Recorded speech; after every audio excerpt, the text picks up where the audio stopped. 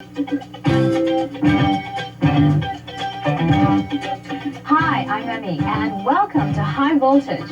It's certainly great to be back with another exciting, fun-filled show. Fly a kite. Staff at the Leeward Oahu District Office joined forces to show us how math can be fun.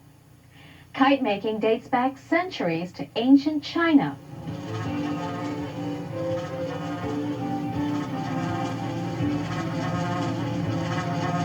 Okay, this is an insect kite and it hums. It has a hummer in the back of the kite. And in the olden days, back in China, they used these hummers to scare off the enemies during the war.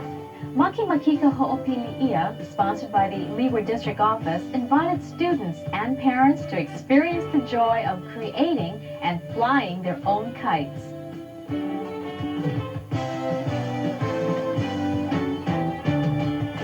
I use kites to teach math and physics because of the applications involved. Instead of using mathematics as just a textbook example, instead of measuring lines in the textbook, I want them to use kite making as like an application. Well, I think kite flying is like, it's the stepping stone of maybe future engineers because they study such concepts as aerodynamics and other engineering type of skills. And what do Kelvin students think?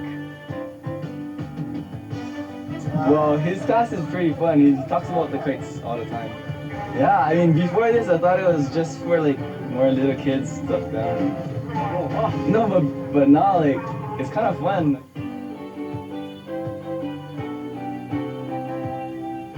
This is my math teacher. He got me into this contest. He's the guy that's doing this whole thing. Good luck, you know?